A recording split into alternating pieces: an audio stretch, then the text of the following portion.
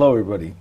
Thank you so much for joining me today. I'm extremely excited to have Kate Donaghue with me, who is running for the open seat for state rep. And I would like to introduce her and talk a little bit about the issues that are important to her and give everyone at home a chance to get a sense for who she is. So, Kate, thank you so much for joining me. Thanks, Mark. I could talk to you for hours, so let's try and touch on some of the highlights. You've been a resident of Westborough for a long time. I've known you over almost 15 years now. Yeah. So can you just tell me a little bit about how you came to Westborough, your history here? Sure. Yeah. Well, I came to Westborough almost 50 years ago. I moved here with, I'd like to tell people I moved here when I was 19, back in the day when 19-year-olds had fiancés, and 19-year-olds had fiancés and you could put yourself through school. My husband, my then fiancé, eventual husband, and I moved here in 1974. I was almost 20, and I finished my last 2 years of college here. We came here because he was working for the Commonwealth up at the Old Lyman School. He was an engineer with the what became the Department of Environmental Protection. So, as I said, living with my husband, I was able to put myself through school. I worked summers part-time, and I was able to graduate debt-free.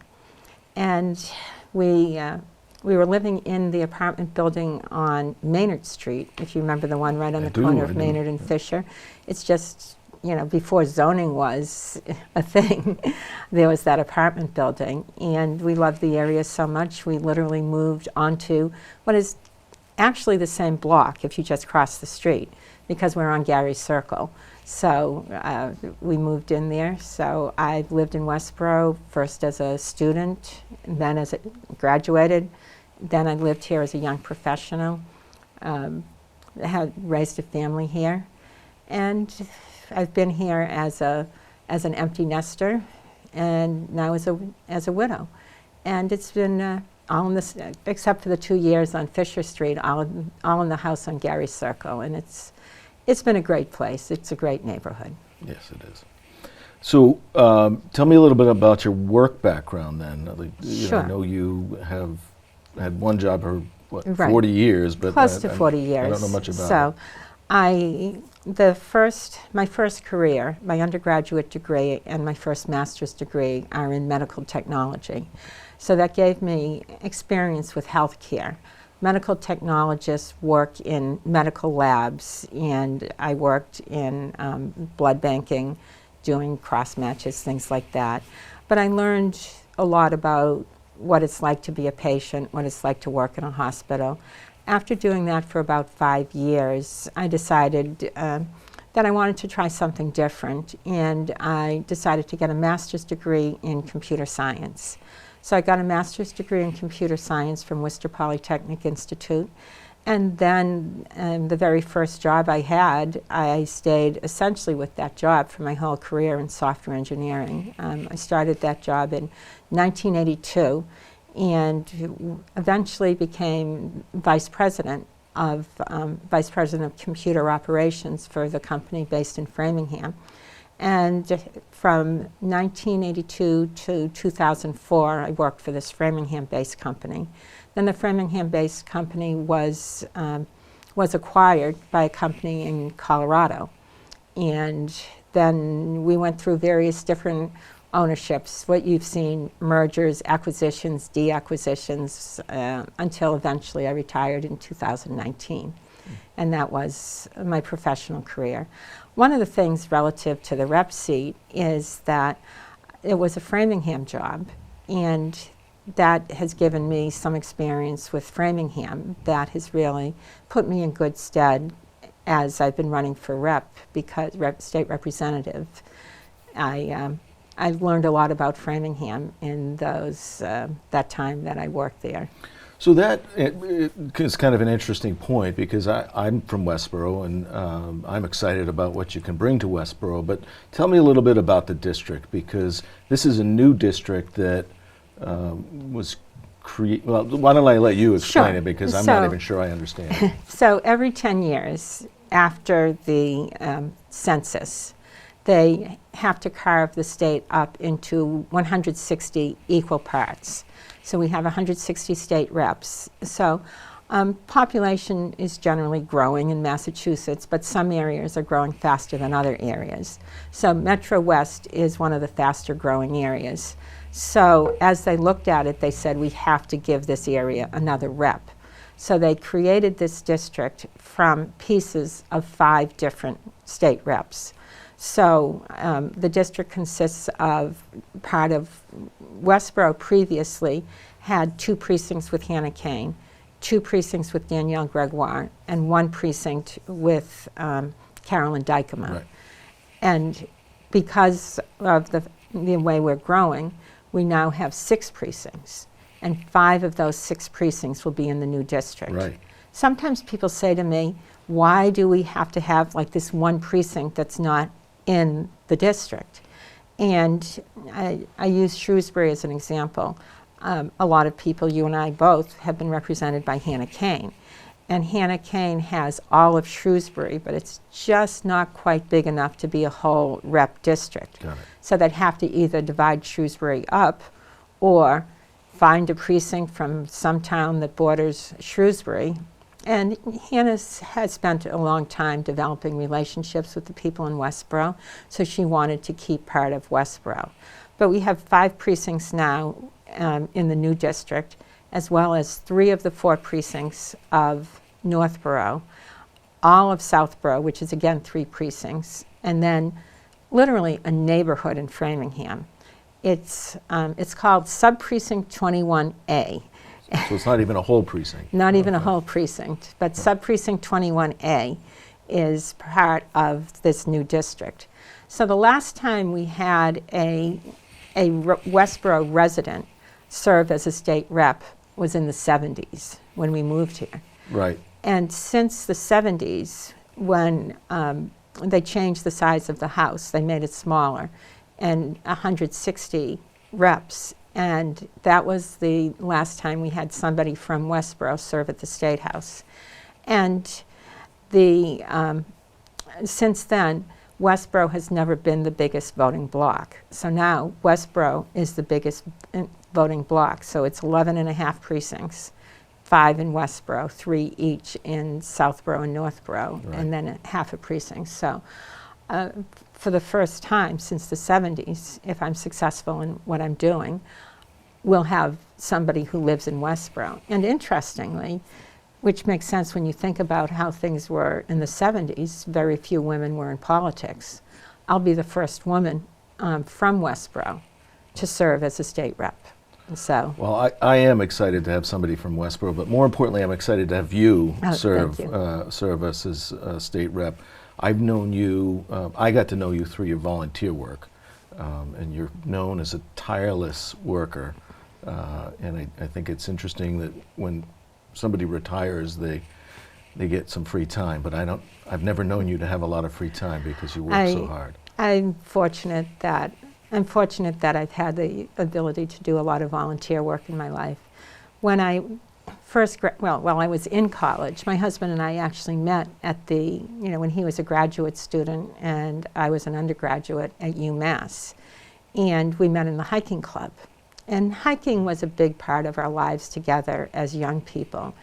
And eventually, like most people who are active, you realize there's a need to give back to the community.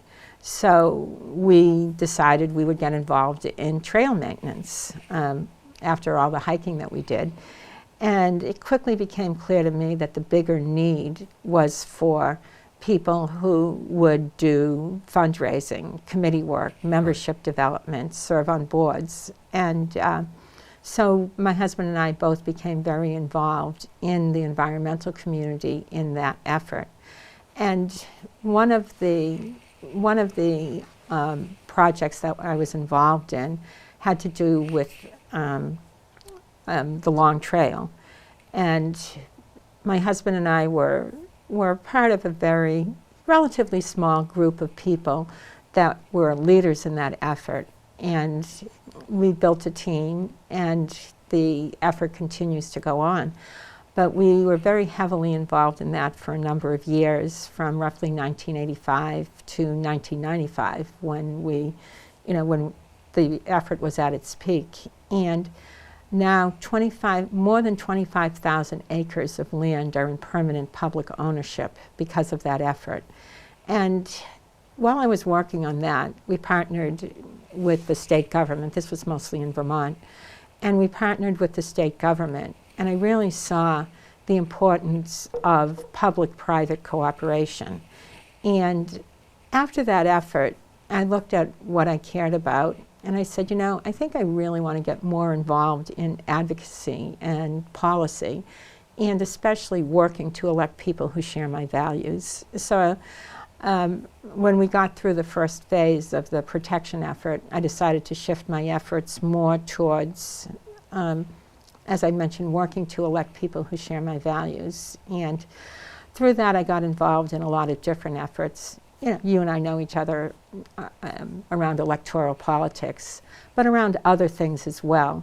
And I gradually got more and more involved in advocacy around issues. I've testified at the State House on a variety of issues. So I know you've connected face-to-face with a lot of voters, and Absolutely. I don't know how many people know some of the personal tragedy that you've had in your life, and I know it's difficult, but you've been pretty open about it. Yes. Can you talk a little bit about Brian? Sure. And what? Brian was my one and only. I have a stepdaughter, a wonderful stepdaughter. She was class of '84 at Westborough High School, and then I used to joke about having one in college and one in diapers. So she was a freshman in college when Brian was born. And he had a classic Westborough childhood, bike riding, games of flashlight tag and hide and seek. And the kids used to, we live in, as I mentioned, the Gary Circle neighborhood, and the kids, at the time Brian was in grade school, I was told it was the second biggest bus stop in all of Westborough. More kids were at that bus stop. And the kids would fight over who could be in line first to get on the bus, and they just had such a good time hanging out there. But around sixth grade, things changed. He was diagnosed with depression, and it's still very hard to treat adolescent depression. Right. And he, we did the best we could, but just nothing seemed to work. And he, he graduated from Westborough High, class of 2003, and then went on to UMass, and that was when it became clear that he was really struggling with, alcohol and so on. And he had some good periods and bad periods, but he just was never really happy. And he tried hard, and as I said, he had some good periods and bad periods, but eventually, despite all of our efforts, he passed away of an overdose. And we really need to treat the opioid epidemic like the public health crisis it is, and not a moral failing. As I've been going door to door, I talk to people about the issues that I'm running on, the issues that matter to our friends and neighbors here in Northborough, Southborough, Westborough, and sub-precinct 21A of Framingham. Yeah. And I've heard so many things from people. The story, Brian's story resonates with people. And people tell me, I hear many good stories. I hear people tell me about a friend or relative who's struggled and is now doing well. And I also hear the other way. People tell me about a friend or relative who was struggling and has passed away. Yeah, I think, addiction has probably touched all of us in some way, shape, or form, whether it be alcohol or narcotics or opioids. That's a horrible thing, Kate, and I appreciate you sharing that. And I don't mean to, I know you want to keep the conversation positive, but I know you also lost your husband last year, and I didn't know him as well as I know you, but can you talk to me a little bit about how that's framed some of your values in this campaign? Well, it's important. You think you know what's happening in the healthcare field. You try to be an educated person, and you talk to people, but until you go through it, it's really hard to really realize all of the challenges. And we, again, the story isn't that unusual, but my husband was diagnosed with the first round of cancer in 2017, and that was breast cancer. And that was successfully treated, and it was actually very uneventful. Then in 2018, shortly after Brian died, they told us they thought the cancer had metastasized, and I just was feeling overwhelmed. Fortunately, eventually they determined, well, the 2018 experience was interesting because after 2017, I had been one of those people, like, I need to get the results as quickly as possible, and I was always on top of things. And then in the end, I said, all that did was cause stress. And then in 2018, I said, just, let it work its way through the system. And it was like, one more test and we'll know for sure. One more test and we'll know for sure. And then they said, nope, it's not what we thought at all. Everything's fine. But it really made me look at my life. I mentioned that I had retired in 2019. Mm-hmm.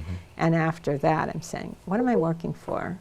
And so I was able to arrange my life. And as you mentioned, I didn't quite realize just how much my volunteer work was going to fill my days. But I've been very active in advocacy, both before and after Brian's diagnosis. But then in 2021, my husband was diagnosed with pancreatic cancer. And I realized, I shouldn't say I realized, but I experienced firsthand some of the failures of our system. I was retired, as I mentioned. English is my first language. We have a reasonable level of means and time. And I remember saying to my sister-in-law, who came and helped us, I said, what happens to people who don't have advocates? What happens to people who don't have the kind of time that I have to help? And she says, they die. And you really realize that when you don't have an advocate, when you're not able to have somebody advocating for you, how many things fall through the cracks. Because of my experience with Kim, while he was getting chemotherapy, I saw this screensaver pop across the monitor in the room, and it says, do you have some ideas? Get involved in our Patient and Family Advisory Council. So I took down the information and said, yeah, why don't I get involved in this? And so I contacted, I followed the process, and I applied for and was appointed to the Patient and Family Advisory Council. And I continue to serve on that. It's a way that patients and families can have input, and you realize how important healthcare is and all of the things that can go wrong. Everybody I dealt with, everybody wanted to provide good treatment, but the system is just so faulty. The system is just so broken that so much of our medical care is spent on dealing with insurance companies. When Brian was struggling, I would talk to the social workers, and so many of the social workers spent so much of their time trying to, just get 3 more days coverage. We'll Right. get 3 more days in this program. We'll get 3 more days in this program. And trying to find beds and trying to find coverage. And, you really need, we need less bureaucracy in the system.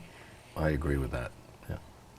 Thank you for sharing that. I know that's pretty personal stuff. So, Well, one of the other things, so there's the hospital and insurance piece of it. And then one of the other pieces, once it was clear that Kim wasn't going to, well, we always knew he wasn't going to recover. Yeah. But when it was time for him to go on hospice, people were saying, oh, when you go on hospice, you'll have lots of help. You'll have lots of help. And I'm like, okay, but it just doesn't work that way. We had long-term care insurance, and we could afford to have people help at home. But even when you can afford it, it's really hard to find people. Sure.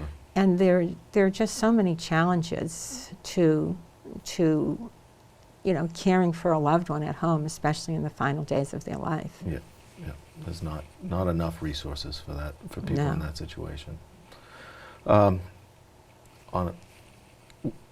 want to turn a little bit to the campaign and to the seat that you're running for. One of the reasons I'm excited, besides the energy, besides the fact that this is going to be a full-time job for you, which Absolutely. I think it really needs to be, but your experience. I know that many freshman state reps there's a learning curve, but I feel confident that you're going to be able to hit the ground running, and I want you to explain why, and then talk a little bit about what you hope to accomplish when you get there. Sure. Well, as I mentioned, I've been involved in advocacy for many years. I've testified at the State House on issues from credit reports when I was in my professional capacity, as well as insurance issues, as well as around substance use disorder. And I've testified on issues, one issue that I'm passionate about is voting rights. And I've testified, so, I'm not going to pretend I'm going to be an expert, but I do know what a hearing is. I know how the committees are structured. What I also do bring is a wide range of experience in working with legislators. I've volunteered to get people who share my values elected across the state, and because of that, I have strong relationships with a lot of sitting legislators.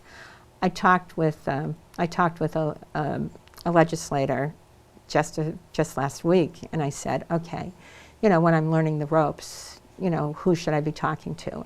Can you suggest a few people that will help me, if I get elected, will help me navigate the State House, people who I need to get to know.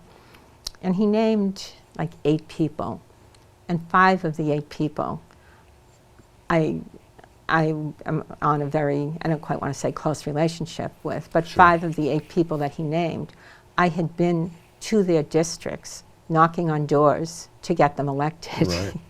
And that included people from Pittsfield to Brookline. So my friend was giving me a range of legislators from across the state, and it's like, wow, he's telling me to talk to these 5 smart, influential people, and I've been volunteering for them as through Right. part of my work.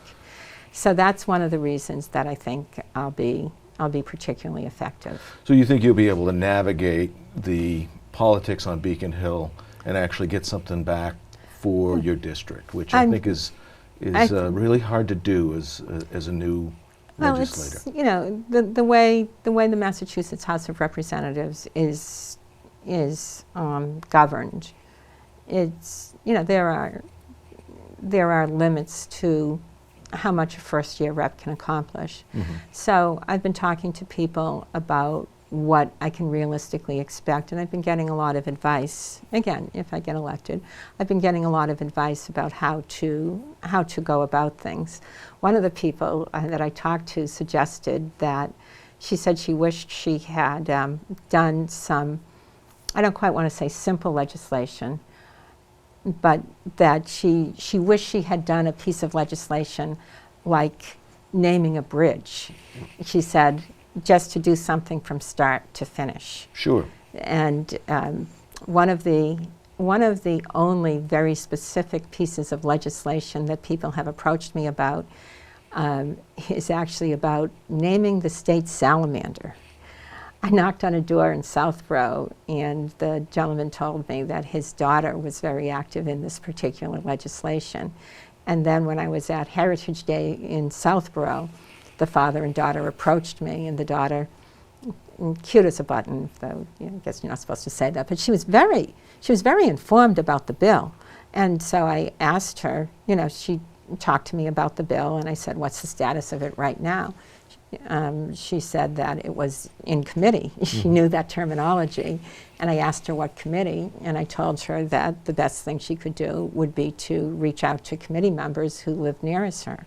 And she seemed to take the advice very seriously, so I might end up getting involved in that bill. Sure.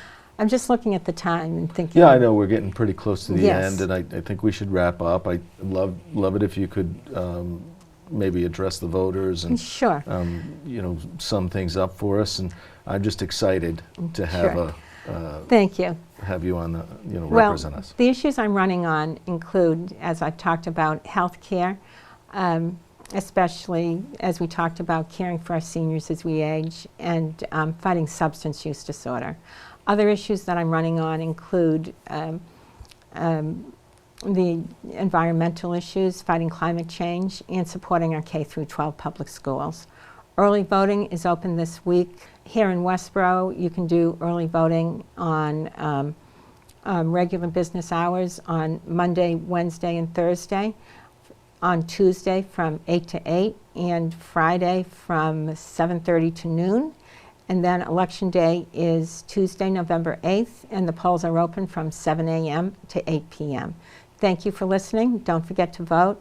And once again, I ask for your vote, Kate Donaghue, and my website is katedonaghue.com, KateDonaghue.com. Thank you. Thank you so much, Kate. I am very passionate about having a Westborough resident and getting you elected. And I hope everybody watching will join me in voting for Kate Donaghue on November 8th. Thank you, Mark. Thanks.